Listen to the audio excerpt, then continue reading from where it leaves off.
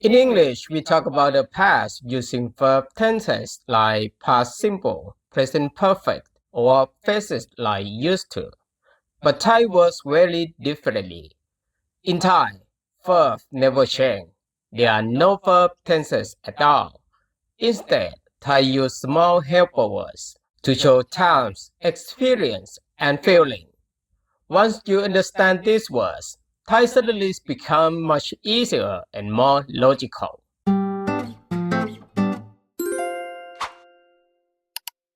แล้วละละแล้วแล้ว show that an action is finished or completed. You don't change the verb, you simply add แล้ว after it. กินแล้วกินกะกินกินแล้วพอแล้วพอพะพอแล้วอิ่มแล้วอิ่มอิ่มแล้วเสร็จแล้วเสร็จเสร็จแล้ว This feels similar to the past simple or present perfect in English depending on the context.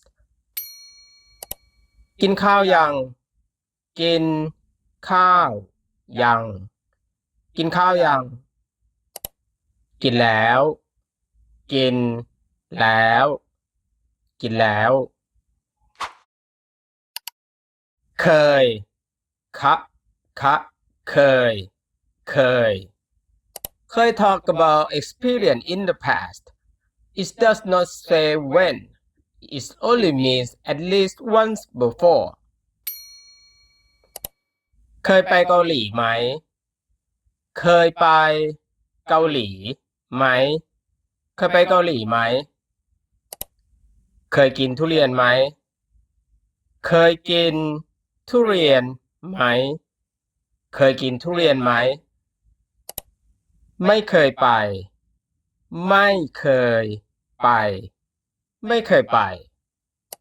It's similar to have ever or have never in English, and in some contexts, it can feel like used to. เคยไปญี่ปุ่นไหมเคยไปญี่ปุ่นไหมเคยไปตอนเรียนมหาลัยเคยไปตอนเรียนมหาลัยเคยไปตอนเรียนมหาลัยเพิ่งเพิ่งพึ่งพึ่ง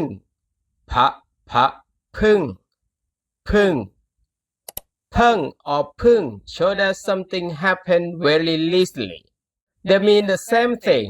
but พึ่ง sound more neutral, while พึ่ง sound more casual in daily conversation. เพิ่งถึงเพิ่งตื่นเ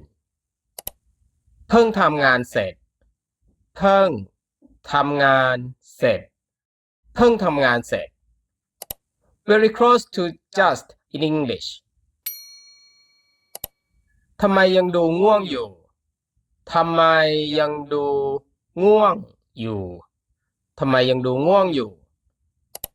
พิ่งตื่น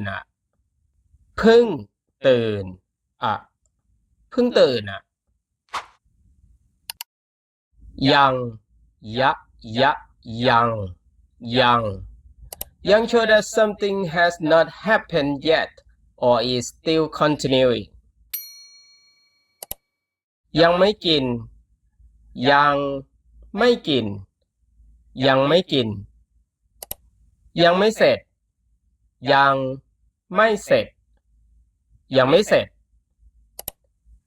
ังทำอยู่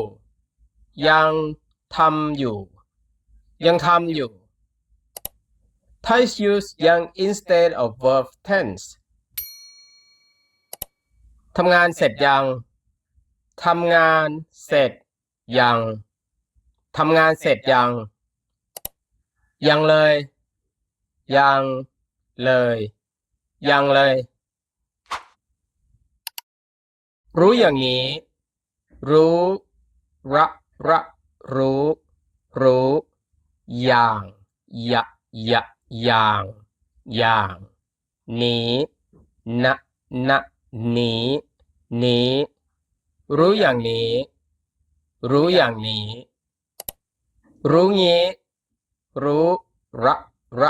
รู้งี้งะงี้รู้งี้รู้งี้ They mean the same thing but รู้อย่างนี้ sound more neutral and รู้งี้ sound casual and natural in daily conversation. The expression shows past regret, derising something only after it's already happened. In English, this needs past perfect conditional sentences. In Thai, one word is enough. ร้านคิวยาวมากร้านคิวยาวมากร้านคิวยาวมากรู้อย่างนี้ไม่น่ามาเลยเดินก็ไกลหิวก็หิวรู้อย่างนี้ไม่น่ามาเลยเดินก็ไกลหิวก็หิวรู้อย่างนี้ไม่น่ามาเลยเดินก็ไกลหิวก็หิวอ้าวอยู่ดีๆฝนตกเฉยอ้าวอยู่ดีๆฝนตกเฉยอ้าวอยู่ดีๆฝนตกเฉยรู้งี้เอาร่มมาด้วยก็ดีรู้งี้เอาร่มมาด้วยก็ดีรู้งี้เอาร่มมาด้วยก็ดี This is what you say when you realize something too late after the situation has already passed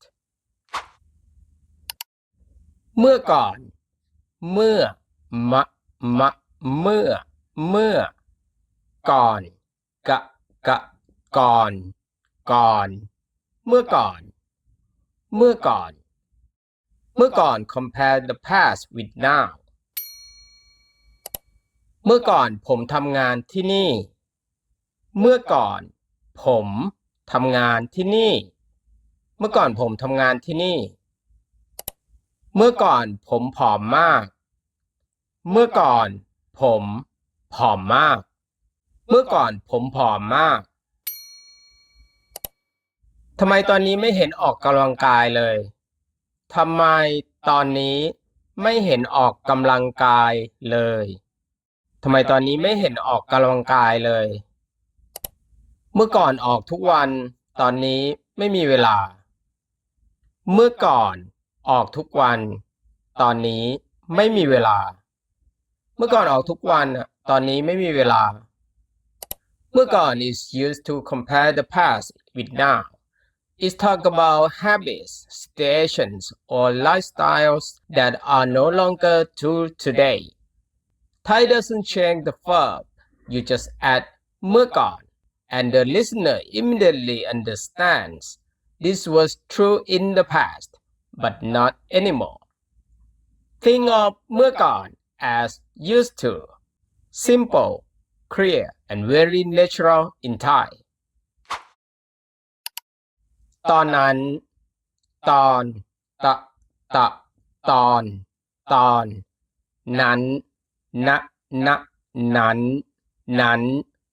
ตอนนั้น refers to a specific moment in the past that both speaker and listener understand ตอนนั้นทำไมถึงย้ายโรงเรียนตอนนั้นทำไมถึงย้ายโรงเรียนตอนนั้นทำไมถึงย้ายโรงเรียนพ่อแม่ต้องย้ายไปทำงานต่างจังหวัดเราเลยต้องย้ายไปด้วยพ่อแม่ต้องย้ายไปทำงานต่างจังหวัดเราเลยต้องย้ายไปด้วยพ่อแม่ต้องย้ายไปทำงานต่างจังหวัดเราเลยต้องย้ายไปด้วยตอนนั้นคิดยังไงถึงตัดสินใจย้ายไปเชียงใหม่ ตอนนั้นคิดยังไงถึงตัดสินใจย้ายไปเชียงใหม่ตอนนั้นคิดยังไงถึงตัดสินใจย้ายไปเชียงใหม่ผมรู้สึกเบื่อความวุ่นวายที่กรุงเทพก็เลยย้ายไปอยู่ที่นั่นผมรู้สึกเบื่อความวุ่นวายที่กรุงเทพก็เลยย้ายไปอยู่ที่นั่นผมรู้สึกเบื่อความวุ่นวายที่กรุงเทพก็เลยย้ายไปอยู่ที่นั่น You don't need to explain the time again. Just say ตอนนั้น and both sides know exactly which moment you mean. Thai often use ตอนนั้น when explaining decisions, reasons, or feelings from that moment. Think of ตอนนั้น as back then, at that moment, clear, specific, and shared. สมัยก่อนสะสะไหมมะมะไหมไหมสมัยก่อนกะกะก่อนก่อนสมัยก่อนสมัยก่อนสมัยนั้นสมัยนั้นณณนั้นนั้นสมัยนั้นสมัยนั้นสมัยก่อน and สมัยนั้น talk about a much earlier time, often describing the overall atmosphere. สมัยก่อนตอนพี่ยังเป็นเด็กพื้นที่แถวนี้เป็นยังไงสมัยก่อนตอนพี่ยังเป็นเด็กพื้นที่แถวนี้เป็นยังไงสมัยก่อนตอนพี่ยังเป็นเด็กพื้นที่แถวนี้เป็นยังไงสมัยนั้นบรรยากาศก็คล้ายๆตอนนี้แหละแต่ถนนแคบกว่านี้ร้านค้าและคนยังไม่เยอะขนาดนี้สมัยนั้นบรรยากาศก็คล้ายๆตอนนี้แหละแต่ถนนแคบกว่านี้ร้านค้าและคนยังไม่เยอะขนาดนี้สมัยนั้นบรรยากาศคล้ายๆตอนนี้แหละแต่ถนนแคบกว่านี้ร้านค้าและคนยังไม่เยอะขนาดนี้ So in Thai we don't change the verb to show time we change the feeling of time using words like แล้วเคยเพิ่งยังเมื่อก่อนตอนนั้นและสมัยก่อน Once you understand this idea Thai suddenly feels much more natural and logical. In the next video, we will talk about how Thai talk about the future. See you in the next lesson. แล้วเจอกันใหม่ สวัสดีครับ